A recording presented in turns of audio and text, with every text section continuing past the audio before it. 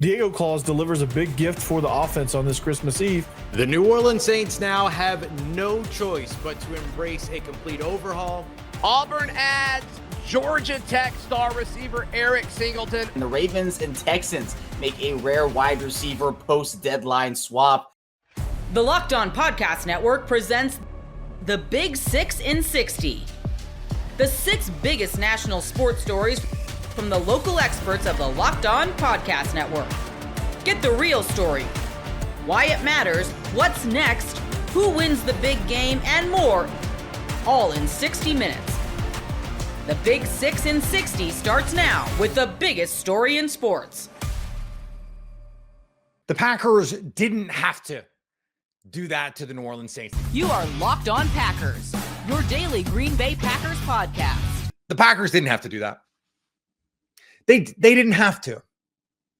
They did not have to go out and physically dominate this New Orleans Saints team in every aspect. They did not have to go for it multiple times on fourth down. They did not have to kick a 58-yard field goal just for funsies.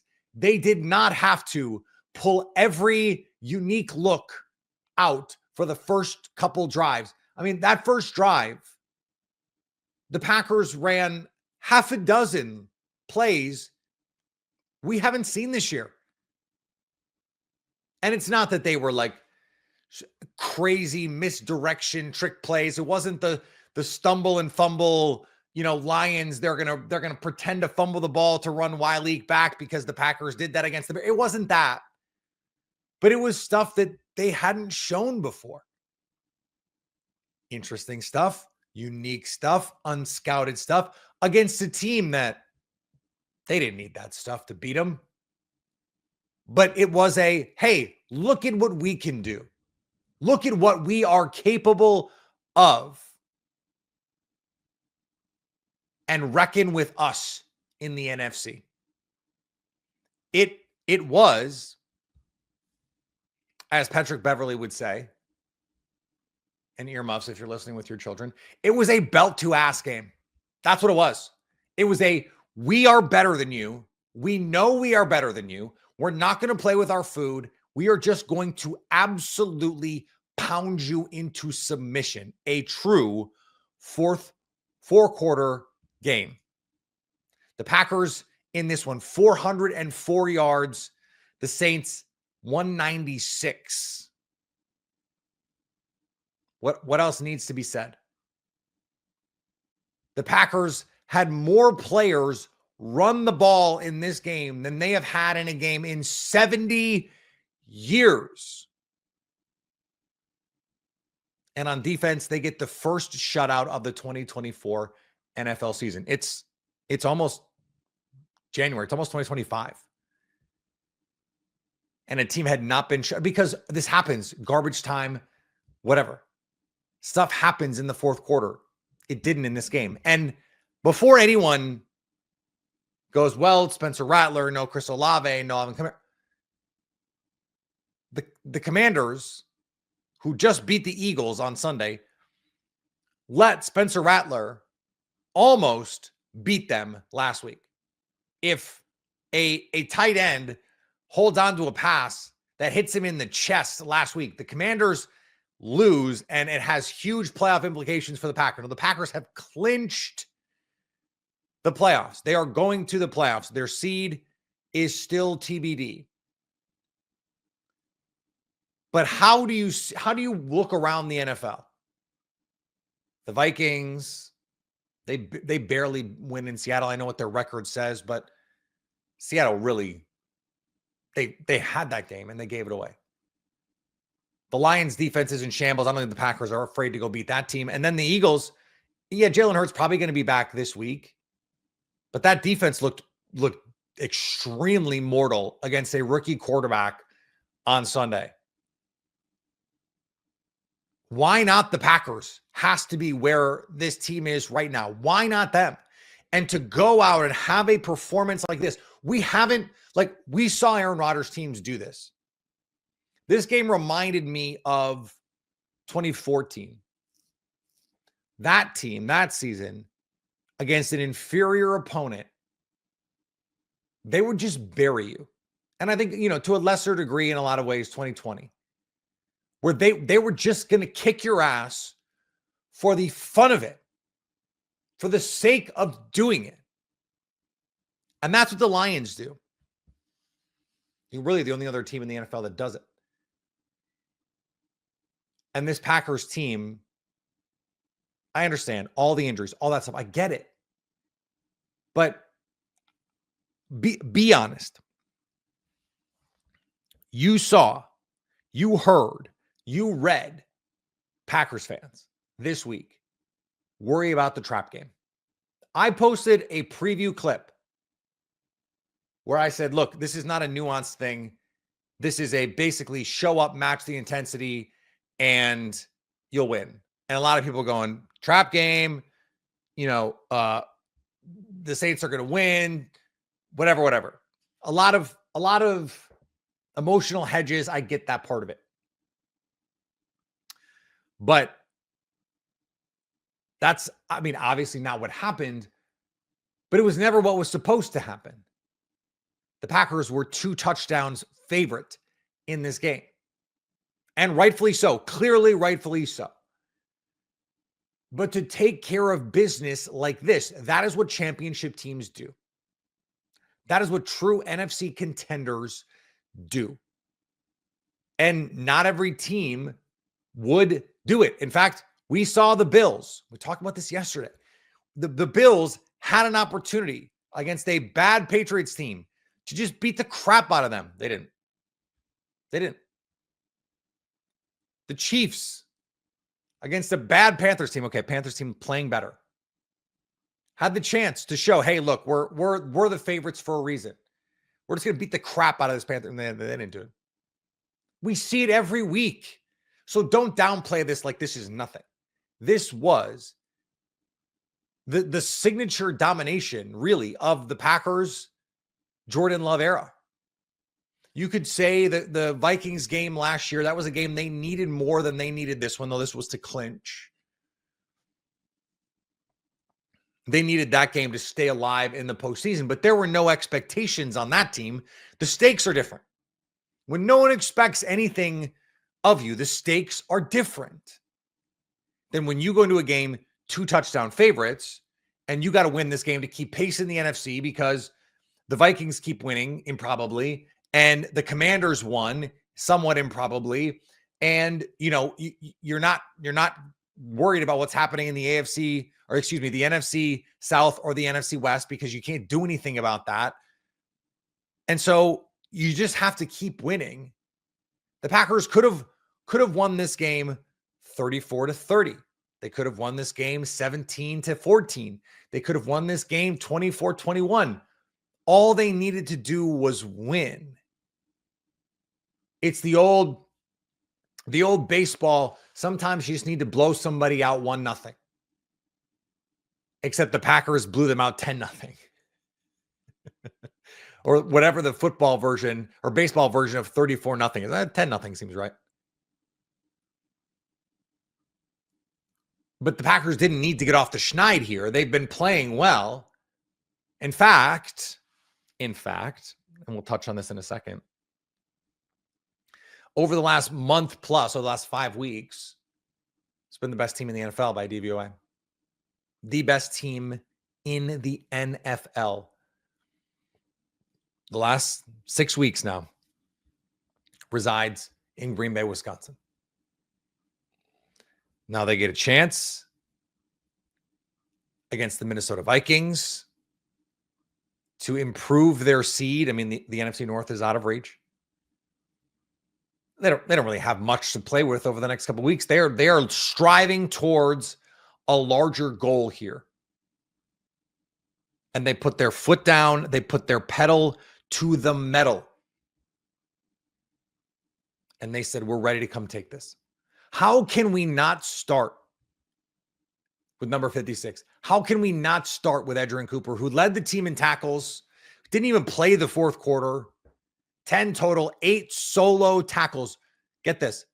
No one else in the game had more than 6 solo tackles. No one else on the Packers had more than 3 solo tackles. Edgerrin Cooper had 8. Did not affect the game as a pass rusher because they didn't really need him to. And what they have shown is no Quay Walker. Eric Wilson started at the Mike linebacker. He wore the green dot. And Edgerrin Cooper was the will linebacker. There was not a rotation, not, Isaiah McDuffie is going to play 30, 40% of the snaps. No. When we see the snap count tomorrow, it will reflect that Edgerrin Cooper is your starting will linebacker for the Green Bay Packers. I expect next week or next opponent, I guess, for the Minnesota Vikings, that he will get, assuming normal run script, everything, 100% of snaps as the will linebacker. That's what I would expect, unless the Packers blow out the Vikings, which I'm for, but I don't see happening. He was outstanding in this game. And our pal Jason Hirschhorn, America's Guest, and my co-founder over at The Lead pointed out a couple times, Coop had a couple plays where he's not going to get credit for a tackle for loss, but it's basically a tackle for loss. He had like at least 3 in this game where he's getting someone sort of at the, behind the line of scrimmage and the guy is falling forward for no gain. And it's like, that's basically a negative play. He's not going to get the TFL. Who cares? But it's a stop. His speed, his closing ability, his instincts, are the instincts part is, they're so much better to me than I thought at this point in his development, because at Texas A&M, they didn't really ask him to do anything in terms of read and react. It was all just spy and see ball, hit ball. He's such a more refined player than I thought he would. And I've been saying all year, and every dayers, are probably sick of hearing me say this at this point, but I just am willing to live with whatever mistakes come with his game, because he's just that talented.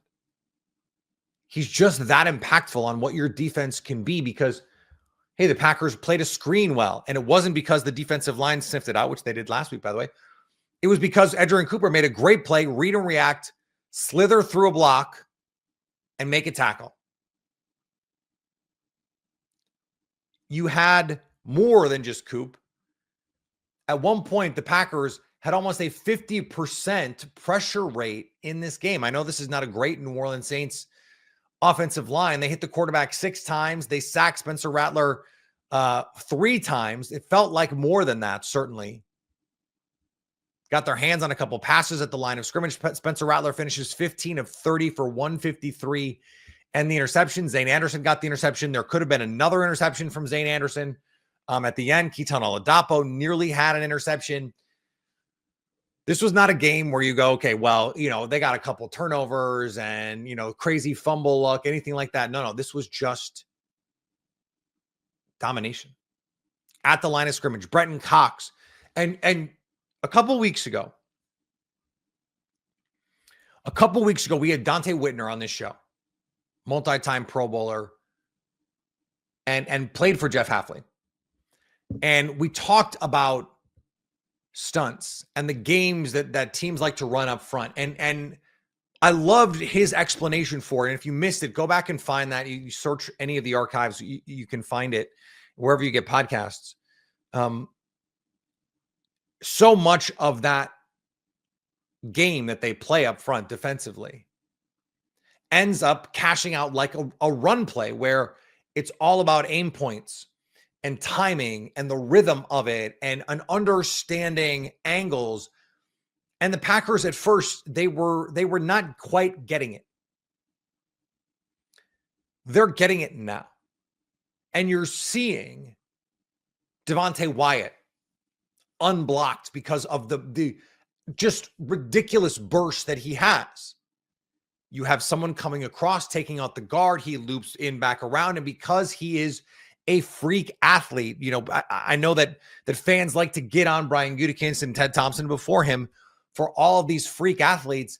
And I think part of the problem was they did not always have a defense that fit some of those athletic traits. Well, this is a defense where it's all about just creating a little confusion, some chaos, and giving a little bit of advantage, just try and create a little bit of advantage of that defensive tackle looping back around, or that linebacker coming on a TE stunt when you've got a blitz in there. There's so many different ways that Jeff Hafley now uses the athleticism of his players. Kobe Wooding, Carl Brooks, Brenton Cox, Lucas Van Ness. The Lucas Van Ness rush on third down was just a pure win. He wins speed to the corner, flattens to the quarterback, which is something that I don't know that I ever saw Lucas Van Ness do in college, but clearly is in his bag at this point. Flattens to the quarterback, creates the pressure, and you're in a position where you're trying to get off the field. The defensive evolution here, I mean, look, no Jair Alexander, no Javon Bullard, no Quay Walker, no Evan Williams, and you shut an NFL team out. Look, I whatever caveats you want to make, I get it. Like, it's Spencer Rattler, no Chris Olave, no Alvin Kamara, no Rasheen Shaheed. I get it. But it's still an NFL team. There's still 53 NFL players on the other side. You shut them out without half your defensive starters. That is impressive to do. Not enough can be said about the job that Jeff Hafley has done to change the culture of this defense. Eric Stokes is out there popping pads, just squaring guys up, giving them Keyshawn Nixon, open field tackle, 2-yard gain, bang. Zane Anderson comes in, making plays. I'm not even sure Zane Anderson exists. He goes out and get an interception, almost got another one. I mean, Rashawn Gary, Kenny Clark, those guys were making plays, but this is, seasonally appropriately, a lot of the Island of Misfit Toys making plays out there. It's, Zane Anderson with the interception. It's Brenton Cox with the pressure. It's those types of plays that you're getting from this defense that you just, with Joe Barry, with the other, circumstances that you just weren't getting those opportunities. Or at least guys weren't maximizing those opportunities. And so for the Packers defense now, and we'll see, there'll potentially be an adjustment here. But coming into the game, the Packers, since week 11, second in defensive DVOA. Second, adjusting for opponent. Defensively. They entered this game as a top 10 defense. They will exit it a top 10 defense, less than 200 yards of offense. And as I mentioned, the first shutout in the NFL season. Look, make whatever excuses you want, Vikings fans, Bears fans, Lions fans, Eagles fans. Hi, nice to see you. There have been some dog water teams take the field this NFL season.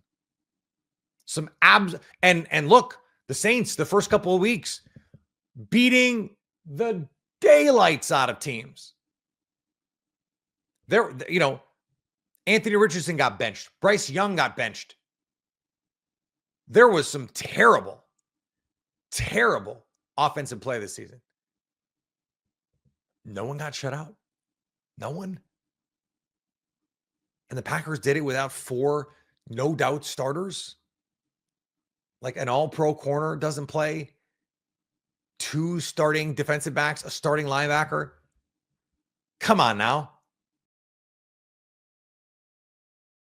Get ready to tackle the NFL action with FanDuel, America's #1 sportsbook, because right now new customers can bet $5 and get $250 in bonus bets if you win. The FanDuel Sportsbook app gives you everything you need to place live bets on the NFL all in one place. So when you get a hunch in the middle of the game, you can check out the latest stats, view live play-by-play, and so much more on the same page where you place your bets. Just visit FanDuel.com to join today. You'll get started with $250 in bonus bets if that first $5 bet hits. And you can go ahead and take a look at the second round of the college football playoff. Despite already having beaten Ohio State, Oregon, 2.5-point underdogs against the Buckeyes in the Rose Bowl. I may or may not already have an Oregon plus 2.5 ticket in my pocket. Penn State heads into the Fiesta Bowl favored by 10.5 over Heisman runner-up Ashton Genty and the Boise State Broncos. Both teams are combined 10-0 in the Fiesta despite the larger line. This should be a good one. That's FanDuel.com. Never waste a hunch and make every moment more with FanDuel, an official sportsbook partner of the NFL. Diego Claus delivers a big gift for the offense on this Christmas Eve. You are Locked On Vandy, your daily podcast on the Vanderbilt Commodores. One of the biggest gifts, pun intended, that Vandy football could get underneath the tree. And Diego Claus has delivered that. And the reason why I say Diego Claus is because it's a direct result of what he just went through and fought for that extra year. Now, the NCAA has said JUCO don't count. And I think they're retroactively, I can't remember how far back they're going. I don't really want to look that up.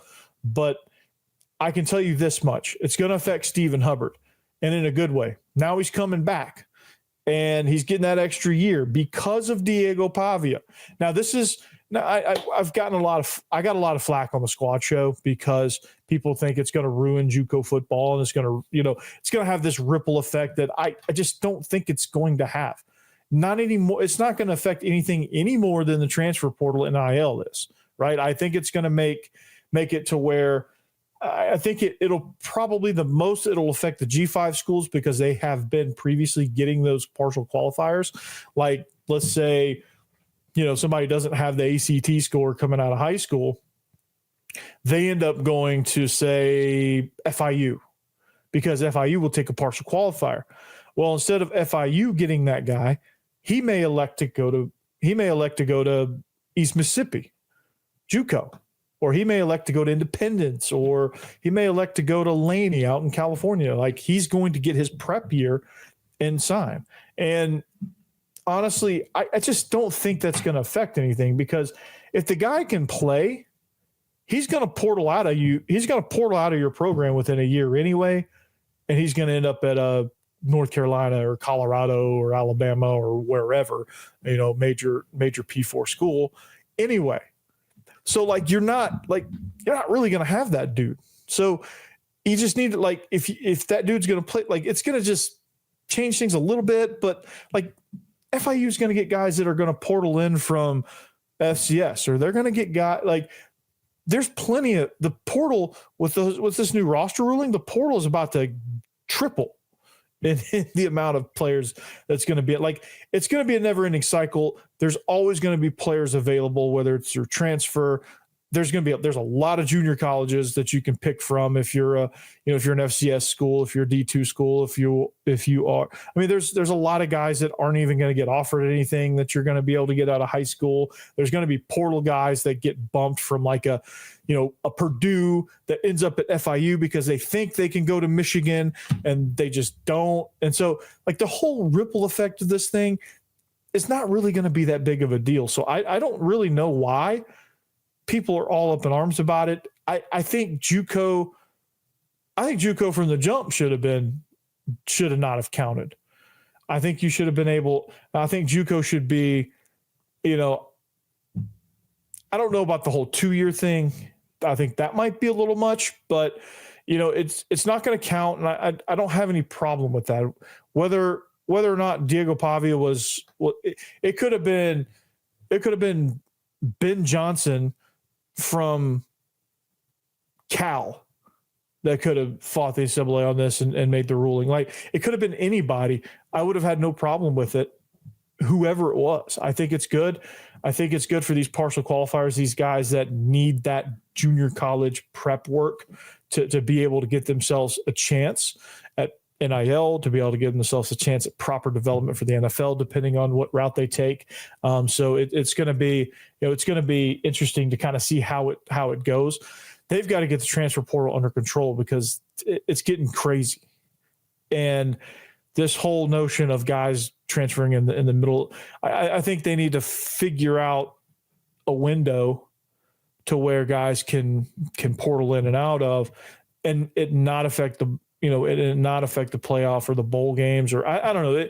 It's somebody that's got that's going to get paid way more than me to figure this out needs to figure this out, because I think it's a little ridiculous. I like the idea of the portal. I just think it just needs a little bit of guardrails, or it's going to just kind of go all over the place. But anyway, I'm getting away from my original point here. And the point of this is, Vandy, you might as well call this a portal edition, because Steve Hubbard was supposed to be gone, and now he's not. He's going to be the left tackle for the bowl game, so he's going to get his chance to prove himself as the left tackle, which I think is the quick side, maybe.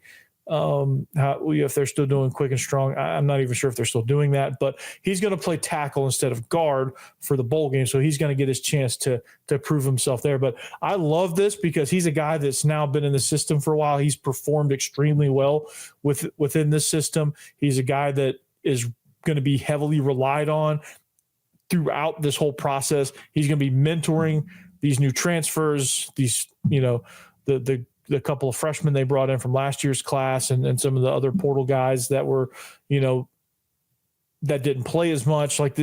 He's going to be, and there's going to be more offensive linemen coming in. So this is going to be great for Coach Klinakis in that group, because you get another starter coming back, right? Stephen Lasoya just declares for the NFL draft. That, not surprised there. I think he'll get picked somewhere in like the 4th, 5th round, because centers don't get picked very high, but I think he will do well because he's a smart guy, gritty guy. He knows what's going on. I think he can play center in the league and be very, very successful because he's a really good communicator. And the only reason he bumped over to play guard is because Castillo was not doing well at guard because he's big and he can't move, and center requires less movement than guard. So it was kind of out of necessity. But, Lasoya probably will be a center in the league if I had to guess, and I think he'll fit in really well. So this is a really good thing for this offensive line to get Hubbard back. It's like a portal edition that is eligible to play in the bowl game, which is amazing. So big deal there. Love that. But, this defense is going to have its hands full as well, trying to shut down Haynes King. But again, like I said, in the very first chance I got to talk about Georgia Tech, Vandy just needs to look in the mirror as far as game prep against this offense. You are Locked On Irish, your daily podcast on the Notre Dame Fighting Irish. All right, tell me if you've heard this one before. One of Notre Dame's best players on the defensive side of the ball is out for the remainder of the 2024 season with an injury. Unfortunately, Notre Dame's star defensive tackle and captain Riley Mills is the next star player out for this season. Marcus Freeman made the announcement on Monday that Riley Mills is going to be out for the remainder of the college football playoffs, and there is no way to spin this. This is a really, really tough blow for the Notre Dame defense and the Notre Dame team at large, because Mills is a captain. He's one of the unquestioned leaders of this team, and he has a presence not just when he's on the field, but off the field as well, and it's obviously going to be harder for him and that leadership to shine through when he's not actually playing. I would say the only thing that's surprising about this is the fact that the news came out just a couple of days after the game, because when the game ended, Marcus Freeman went on SportsCenter with Scott Van Pelt and told him that he got news that it wasn't a season-ending injury, and they were hoping to get him ready in the next 10 to 11 days. But obviously he underwent some further testing, and he is going to be out for the remainder of the playoffs. And it is a very, very tough pill to swallow. Now Gabriel Rubio is going to have to step in and play a bigger role than he probably ever has in his career. Howard Cross is probably not going to be able to come off the field nearly as much. They're not going to be able to rotate as much without a guy like Riley Mills going up against a very physical front on Georgia. And obviously this is just a really tough break for the Notre Dame defense, but I also just feel so bad for Riley Mills because this is a terrible way for his college career to end. He comes back for one more year to be a captain, to be a leader, and to play in the college football playoffs. They make it to the playoffs. His first half against Indiana was some of the best play I've ever seen from Riley Mills in his career. He was just a dominant force up the middle. And even on the play that he got hurt, the reason he got hurt is because he just completely dominated. His blocker was in the backfield. Him and Bryce Young were right there. Bryce Young got the sack, and it looks like they just collided knees there. So the fact that he was playing so well and then his season is cut short like this is just incredibly disappointing. And we could talk about the impact that it has on this Notre Dame team, but I just genuinely feel awful for these guys in these moments because they work so hard to get to this point. And then for it to all just taken away like that is just, it's devastating. So I feel for Riley Mills. And, will it be the backbreaker? Like, it's hard to say, right? Because this is just another great player in the Notre Dame defense. They lost Benjamin Morrison. They lost Boubacar Traore. They lost Jordan Botello. And now Riley Mills. And that's just on the defense. Jason Onye, also on the defense. He stepped aside. He's obviously not going to be back on the team for the rest of the year. We know about the injuries on the offensive line too. So it is just a really tough break for this Notre Dame defensive line. And they have been able to get by for the most part, even despite the fact that they lost Howard Cross for a couple games in there as well. They have been able to just rotate guys in and figure it out. But obviously it's a little bit different when you're trying to rotate guys in going up against Notre Dame's regular season schedule compared to Georgia, who's been by far the best program in college football in recent years. So now when I look at that matchup between Notre Dame's defensive line and Georgia's offensive line, I felt like maybe going into this game, if you have Riley Mills and Howard Cross, but everyone's all healthy, I think Notre Dame had a slight advantage in that matchup going up against Georgia's offensive front because they have dealt with some injuries so far this year. But I will say that Georgia offensive line has been playing probably their best football all season over the last month of the year. Now, I mean, if you're Notre Dame, you got to be hoping for like a draw at best there. And even then, that might be tough to achieve because Mills is just that good. And now, Notre Dame is basically going to have to make up for Mills' loss in every other phase of the game. The rest of the defense are going to have to get even more exotic. Al Golden is going to have to be even more creative, drawing up pressures. The good thing is we got some somewhat better, not better news, but some positive news on the injury front. Kingsley Viliamu-Asa is going to be back at practice. I don't know if he's going to be able to play or how much of a factor he's going to be, but it's going to take all hands on deck for Notre Dame to be able to beat Georgia. Al Golden is a mastermind. We've already talked about that, so he's going to have even more pressure on him to figure out a way for Notre Dame to stop Georgia's running game and also get pressure on Gunnar Stockton because for as much of a bummer as this is, Georgia is also without their starting quarterback in this game, so injuries are happening across football. When you play a 16 to 17 game schedule now, you're going to see more injuries. You got to play more games. More guys are going to go down. This is just the reality of college football. And also, when you have so many guys transferring around and stuff, like it's going to hurt depth. And I think in the future, once this new walk-on rule comes into effect, there's going to be even more issues because teams are not going to have as many guys on the roster, which is going to affect how practice works. But that's getting a little bit too far ahead. I just think that Notre Dame is going to have to play better and every other phase to make up for this. So let's talk about what they can improve from the Indiana game to make sure that they can make up for Mills' loss. I think the offense left a little bit too many points on the board. They had 3 drives stalled that resulted in field goal attempts. Now, the one right before the half that happens, they didn't have that much time, but then they had 2 other drives where they were driving the ball down the field, and then they just came up short. Against Georgia, that's not going to happen because they probably aren't going to have as many positive drives. So whenever they get in the red zone or close to the red zone, they absolutely have to get 6 points on the board there. And I understand that Indiana has a good rush defense, statistically one of the best rush defenses in the country. They held Notre Dame's running game in check for the most part. Jeremiah Love had that 98-yard touchdown run, but other than that, they weren't really getting anything going on the ground. Like Jadarian Price didn't really have his break-off run.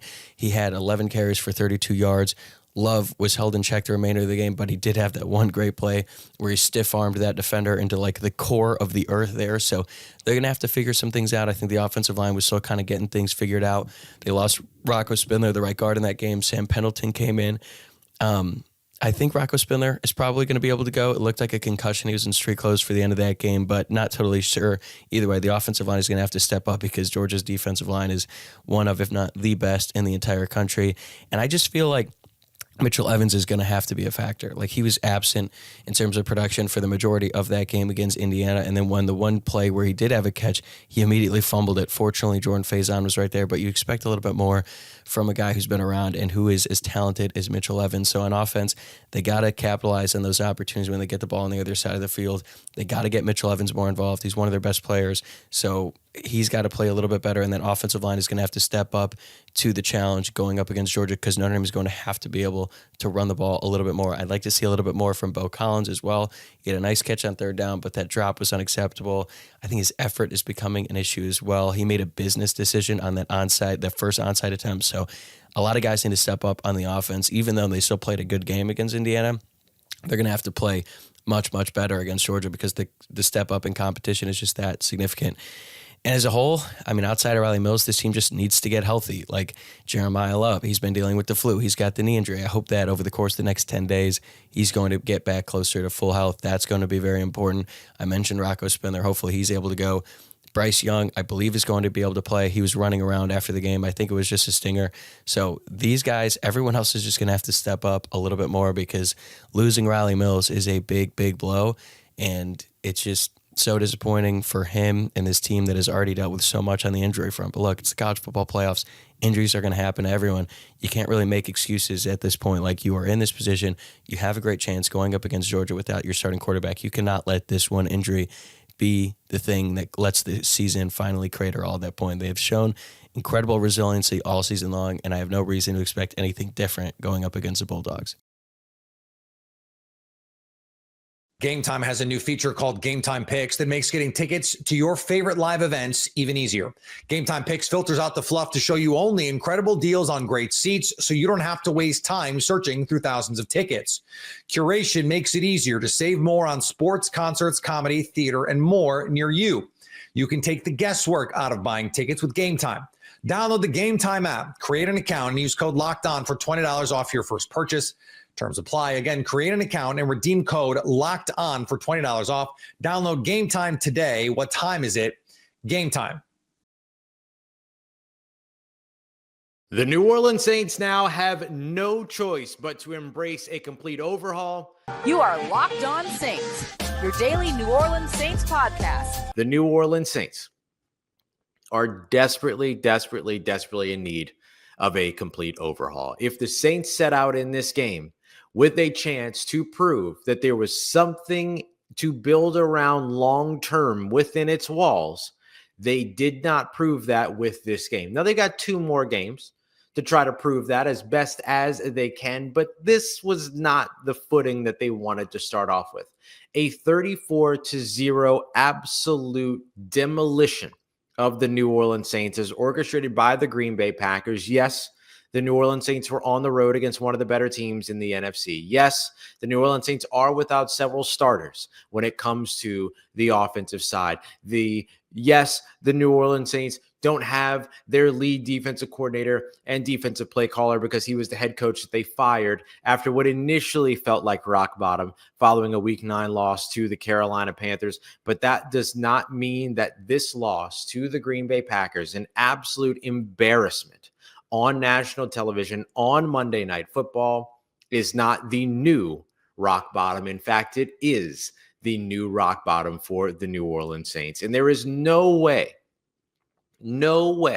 that I can imagine that this New Orleans Saints organization can feel comfortable going into 2025 saying, run it back. Let's bring, free agency through getting players back from injury, rolling with a similar but still together coaching staff, having the same folks making decisions, all those other things. I'm going above the player in this situation when I'm talking about the New Orleans Saints are in need of new ideas, new direction, new innovation, new approaches, new opportunities, new ideas. The Saints right now look like a team without a direction, and for the first time under Darren Rizzi, look completely unprepared for their opponent. From minute 1 to minute 60, the New Orleans Saints were entirely outmatched in this game, and there are no excuses for that. I understand the injuries, I get all of it, but the Green Bay Packers didn't have their top wide receiver for several snaps in the game. They ended up resting their quarterback at the end of the matchup. They ended up having a running back who kind of tweaked something or had some kind of, ailment. And then so they ended up taking that running back out of the game. And oh, by the way, the Saints don't have a massive amount of injuries on the defensive side. That was effectively the same defense that they've been running for most of the season. Sans Paulson Adebo, who got injured much earlier in the season, and Marshawn Lattimore, who was traded away 5-6 weeks ago. Then you look over at the Green Bay defense. A Green Bay defense which does not generate a lot of pressure. That was without its top cornerback in Jair Alexander, whose safety, Evan Williams, was already dealing with an injury that popped up, a quads injury that popped up at the end of the practice week. And the New Orleans Saints offense could not find a way to get anything going over on the offensive side. No rhythm, no momentum. And every time that they did get a little bit of momentum, a turnover, a penalty, something like that. It was a lot of self-inflicted wounds for this New Orleans Saints team, no matter how outmatched they were against the Green Bay Packers. No one expected the New Orleans Saints to win this game, myself included. But I did not expect it to be a 34-0 absolute demolition of that team and of that roster and of that coaching staff. I did not expect the New Orleans Saints to get run off the football field the way that they got run off the football field in this game. And look, I'm not trying to be rude. I'm not trying to be mean. I'm being fair. That's what we all watched this evening. Usually I try to do like a locked player of the game, and I'll bring up a graphic and all those other things. The locked player of the game is you, because you watch that. The New Orleans Saints are in no condition right now to look at themselves as a team that has what it needs, even with getting players back from injury. Look at the 3 teams that they played that are amongst the best teams in the NFL. In prime time, on top of that, the Kansas City Chiefs lost. The Denver Broncos, not even competitive on Thursday Night Football. And again, that was in a situation where they were starting a rookie quarterback, all those other things, very similar to this situation with the Green Bay Packers. But to lose to this extent and to drop those 3 games the way that they dropped those 3 games, it shows that this New Orleans Saints team is not prepared, whether it's Derek Carr at quarterback, whether it's Spencer Rattler at quarterback, to compete with the NFL's best. And that's what you build your team for. That's why the New Orleans Saints kicked the can down the road for so long. That's why the New Orleans Saints insisted on continuity and familiarity for so long, was because they wanted to continue competing. And I still think that in the moment, that was the right thing to do. But at this point, you have to say enough's enough. At this point, you have to say enough is enough. If the New Orleans Saints continue on this trajectory, they will not be competitive against the best teams in the NFL, period, hard stop, done. Nothing else to say when it comes to that, right? Like nothing else to argue when it comes to that. The Saints will not be competitive if they don't seek change, seek help, seek innovation. And that's what they must do over the course of this offseason. This game, this 34-0 blowout loss to the Green Bay Packers, shouldn't just be looked at as a Week 16 game that this team lost. This is a rock bottom moment for a free fall that began 4 seasons ago. And that is why the New Orleans Saints must find new direction beginning this offseason. The tricky part for New Orleans Saints fans, the upsetting part for you, is that it's going to take more than just one offseason to undo the damage and to get to a place where this team will again be competitive. It's going to be a multi-year rebuilding situation. And of course, we'll bring you through every single step of the way as that's going on. But do not expect things to just be better or be at their best in 2025. The New Orleans Saints don't have the mechanism to quickly get good. They're going to have to slowly and methodically rebuild, just like the way that they slowly and methodically have deteriorated over the course of the last handful of years. Get ready to tackle the NFL action with FanDuel, America's #1 sportsbook, because right now new customers can bet $5 and get $250 in bonus bets if you win. The FanDuel Sportsbook app gives you everything you need to place live bets on the NFL all in one place. So when you get a hunch in the middle of the game, you can check out the latest stats, view live play-by-play, and so much more on the same page where you place your bets. Just visit FanDuel.com to join today. You'll get started with $250 in bonus bets if that first $5 bet hits. And you can go ahead and take a look at the second round of the college football playoff. Despite already having beaten Ohio State, Oregon, 2.5-point underdogs against the Buckeyes in the Rose Bowl. I may or may not already have an Oregon plus 2.5 ticket in my pocket. Penn State heads into the Fiesta Bowl favored by 10.5 over Heisman runner-up Ashton Genty and the Boise State Broncos. Both teams are combined 10-0 in the Fiesta despite the larger line. This should be a good one. That's FanDuel.com. Never waste a hunch and make every moment more with FanDuel, an official sportsbook partner of the NFL. Auburn adds Georgia Tech star receiver Eric Singleton. You are Locked On Auburn, your daily podcast on the Auburn Tigers. They're getting ready for the day. Maybe you're sipping on some coffee, and then you get notifications from all over the place that Eric Singleton, the top receiver in the transfer portal, the former Georgia Tech wide receiver, is now officially an Auburn wide receiver. We've been talking about this guy kind of sitting on pins and needles, waiting for the news to become official. Really since last Thursday. It happens early in the morning. Christmas came early for several Auburn fans this week. You know, it's really kind of a conflicting thing. It was weird when the news dropped, but it was really kind of cool on an early Monday morning. I always check my phone first thing when I get up in the morning. I check all socials and all that, and I got up early. To start off a Monday morning, which is typically a blah day, but not during this week because, you know, Christmas is coming and all that. Sure. To start the work week off and a Monday morning, which is usually a drag your rear end into work kind of day, with that news, and like I said, I saw it at 6 a.m., man, it was just like, it was more caffeine injected me than a cup of coffee. I was ready to go. And I think you make a good point. I expected it Friday.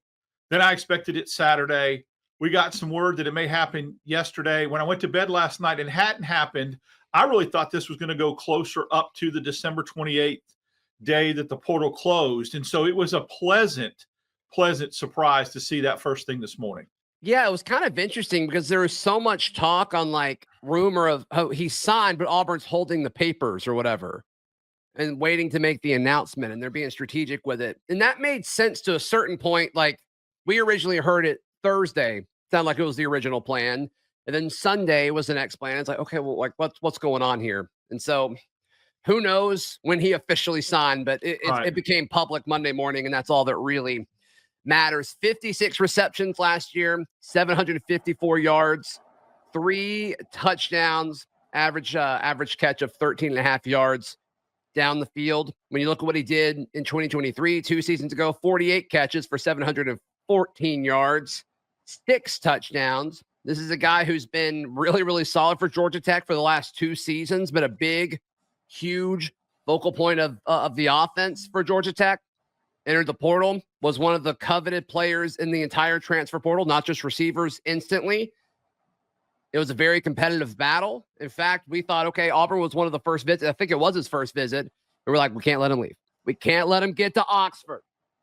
Then he did. And you had that Ole Miss guy that like crystal balls everybody in the world to Ole Miss, and he's hardly ever right. But he ended up being an Auburn Tiger. They're like, this is a big win. This is a big win. There's no matter how you slice this. This is a huge win for the Tigers. Well, I always say the best sources for crystal balling people to Auburn is Tom Loy, Steve Wiltfong, and the Ole Miss guy. Because if he crystal balls someone to Ole Miss, he's coming to Auburn. Book it. And I think the other thing that I would keep in mind on this is I was watching the Georgia Tech game in a restaurant one night, and I could not stop saying, man, I would love to see that kid in orange and blue. He just popped. Singleton. Haynes King had a really good game that game too, but sure. Singleton just looked different on the field, and I was really hoping that he would get in the portal.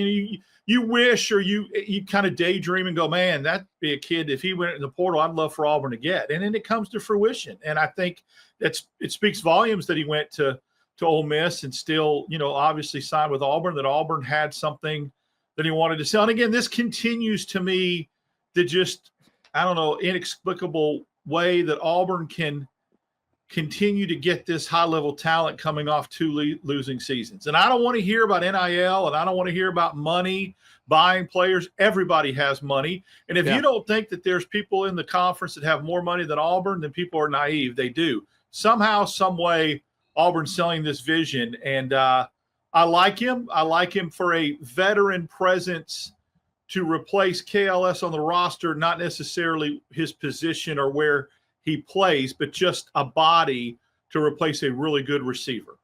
Yeah.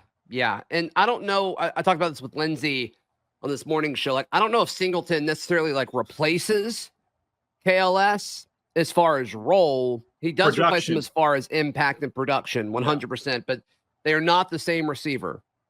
Or at least they haven't been up to this point. So I am curious to see what exactly. Can I say one other point that I wanted to mention? I forgot. Tom Luganbill was talking about him on the next round, and he said he runs a 10-3 100-yard dash, that he's a burner. Yeah. Well, I know KLS seemed really fast because he got open and he got separation, but I suspect Singleton's a little bit faster, straight line speed. How sweet is that? My goodness. Yeah, you take that. No question about it. You got to think if you're Eric, like you got to be excited about the upside that Jackson Arnold brings in. And then obviously playing opposite of Cam Coleman, that's going to, allow you to have more one-on-one matchups. So it makes sense why he would want to come in. It does like bear the question of, how many productive wide receivers can Auburn have at this point? We said it going into last year. We talked about how last year's receiver room for Auburn was one of the best it's ever had. And I stand by that. They're just young. And I think the class or the room this year is going to be even better because I think Singleton's that good. I like Horatio Fields too. And it depends on if you put if Auburn's offense goes into a four wide receiver set, think about the bodies they could throw out there. And then even you can go to 5 wide. If you go to a 5 wide empty set, no tight ends.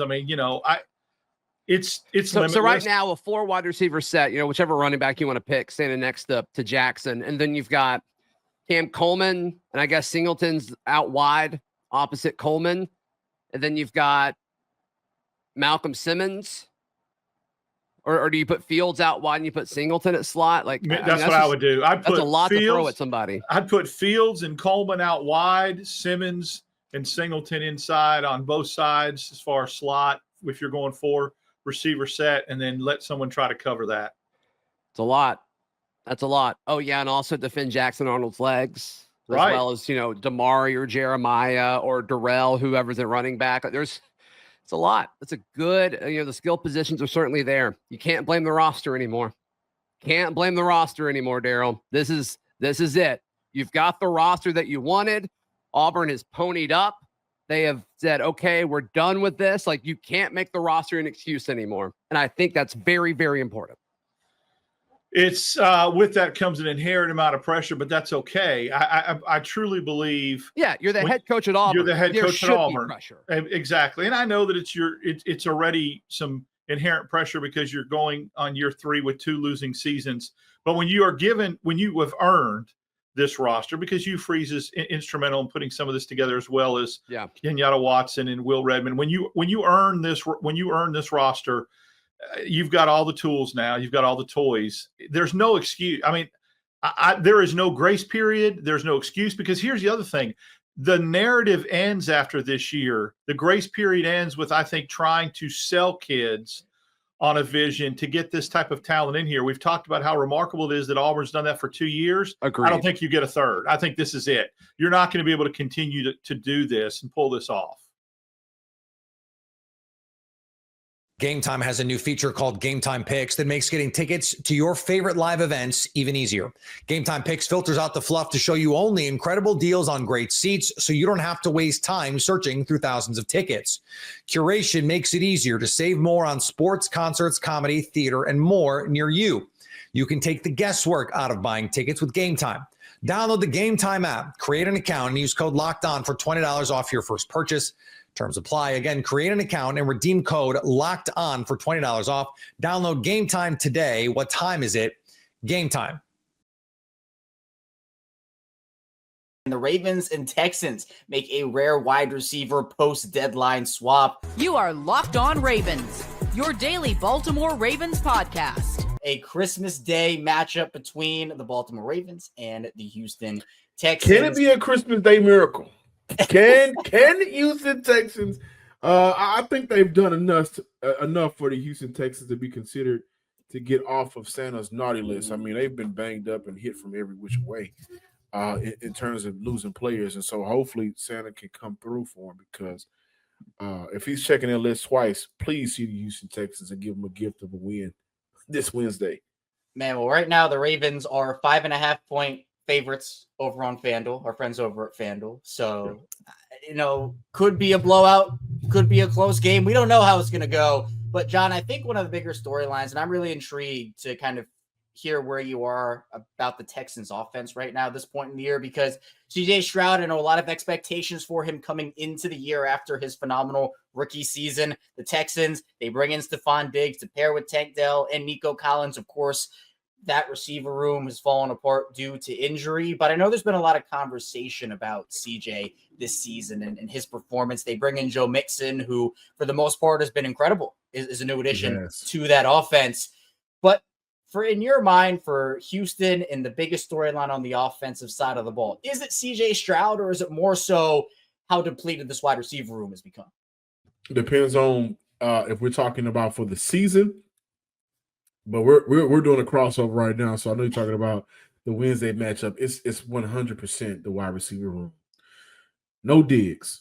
They knew that going into Saturday. They leave Saturday and speedy recovery to Tank Dell, losing Tank Dell, dislocated knee, torn ACL, all on one play. Now you're looking at a Houston Texan team that I think has been desperate for a couple of weeks, and a lot of times they've been able to pull through their desperation and get a win. This team, they've been resilient all year. If you look at the amount of losses, Nico Collins was out for 5 games, and they have to survive through that. The issue is now you're going through the period of the schedule. You've already solidified your playoff spot. Now you're going to have to bounce back and work with what you have going into the playoffs. And Tank Dell is a player, again, like I said, I don't know if there is a player that can replicate what Tank Dell has been able to be for this Houston Texan offense. More so because in CJ, we saw the crying on national TV, and I don't have no problem with that. That's his boy. Said that's a brother, best friend. Those two chemistry is better than any other receiver that's available for the Houston Texans, not named Nico Collins. And so the biggest storyline right now for Houston is the depleted wide receiver room. And I don't think it'll be this Wednesday against his former team whenever Deontay Johnson does play, who Houston claimed on waivers. What will he be able to do for this offense? You know, I don't think he'll play Wednesday. Too fast of a turnaround. I think we'll see him against the Tennessee Titans right before the Houston Texans gear up for the playoffs. But this depleted wide receiver room is something that I don't think that they'll be able to overcome. Also, considering Dalton Schultz in that tight end room has been, for the most part, lackluster, close to abysmal. I think the other big part of this, speaking of wide receivers, you mentioned Deontay Johnson. I think that's a huge storyline as these two teams face off in just 24 hours now. What can he tell us about you guys? Yeah. I was going to say, man. well, based off of his time in Baltimore, I'll tell you it's good luck. And the reason I say that is because Deontay really didn't do much of anything in Baltimore. I think Jeremy Fowler, honestly, John, put it best. He lit millions in flames during his tenure with the Ravens. He had 1 catch for 5 yards on 5 targets. It was a problem where, he comes in, he says all the right things, and he's like, look, I'll play any role. I'm ready to go to work. Let's do this. But then all this stuff comes out about him and being distraught after wins because of his role, and him obviously refusing to go in the game against Philadelphia was the big breaking point in this situation. And look, John, I don't have a problem with a guy being upset about how they're being used, or a problem about their role, or, they have an issue with how their team is utilizing them. That's fine to me. I don't think the Ravens utilized him great, if we're being honest. But when you refuse to go in the game, you essentially quit on your team. It's a whole different situation. That's never okay, regardless of most any situation. And I think with the Devondre Campbell situation happening in San Francisco, just a few days after that, and the response to that, I honestly feel like Baltimore might have tried to keep him if the Devondre Campbell situation didn't happen, because there's a reality, John, now that Deontay Johnson is on the Texans. If the Ravens falter and they fall to a wild card spot, I have them winning the division, the AFC North right now. If the Ravens playoff start is today, these two teams will be facing off in round 1. Right. And so Deontay Johnson has the potential to face off against his former team. The Ravens, they understood that was probably a risk. Talent-wise, on field, I think he's a good player. He can separate very well, one of the best separators in the league. I think he can give you a lot if the other aspect off the field doesn't hinder it. But he's had issues in Pittsburgh. He had issues in Carolina, which was one of the reasons why he was traded for Soto, is because Carolina wanted him off the roster. Baltimore brought him in thinking that things could maybe change, and Baltimore's locker room culture is really strong, but it didn't work. So if Houston can find a way to turn that around, I think he's a great player on the field. But it's just a matter of how it happens. I do want to say this briefly. I was really shocked in the sense that Houston signed him. This is a locker room that don't play that. They no nonsense. If you don't want to, Yeah. if you don't want to go on the field, this ain't the locker room. And I think all 32 teams in the NFL are like this. But obviously, when you look at a playoff team, this ain't the locker room to do that. So I was kind of shocked a little bit, but that shows you how much of a desperation mode this team is in right now. But I'll say this, for the Houston Texans that traded the number 23 overall pick, traded back, eventually took Kamari Lassiter, and they ended up signing Stephon Diggs. The number 23 overall pick ended up being Brian Thomas Jr. Boy, would the Houston Texans love to have him right now. So I say that to say this. Both the Texans and Johnson are in a very good spot right now because I think this is an opportunity for both sides to figure out, is this a player we should even consider bringing back for training camp next year to make sure that we have a full wide receiver room? And for Deontay Johnson, I need to show one of 32 teams that I can still play football and play it at a high level. So I think this is a win-win situation for both sides. And hopefully it ends up being a major win for the Houston Texans to where, hey, you know what, Johnson, you gave us a little bit, you got a little juice left. At the very least, we're going to give you a 1-year deal. We're going to bring you back for training camp. Low risk, high reward. Come on in, come on back. And that's why I think it's important that Houston brought him in. The playoffs, I don't really think it's going to matter too much. I think this is a one-and-done team. But you got to figure out what you have on your roster now for next year. Yeah, and sometimes that is what it is. The need was apparent for Houston. They are desperate for a wide receiver. It's now come out that one other team placed a claim for Deontay Johnson. The Texans got him. It was the Los Angeles Chargers. They were the only other team to put in a claim for Deontay. So the Texans get him. The Chargers don't. But this was a wide receiver swap, John, because not only did Deontay Johnson go to the Houston Texans, Steven Sims Jr. went to the Ravens on waivers. So it's kind of like a trade, right? The Ravens, they acquire Steven Sims. A lot in common right now with these two teams. Yeah, they acquired Deontay Johnson. So from a Ravens perspective, what can you tell Baltimore about Steven Sims, who obviously had a big play against Baltimore in the divisional round last year? Yeah, good return, man. That's it. Just a good return, man. You look at your wide receiver room right now. Zay Flowers, Rashad Bateman. I think Wallace has been. Yeah, they got Nelson Aguilar in there. Nelson Aguilar. So if Nelson Aguilar is your third receiver, Steven Sims would be your fifth in terms of receiver-wise. But he's a good special teamer, and he's a good return man. There's nothing more, nothing less.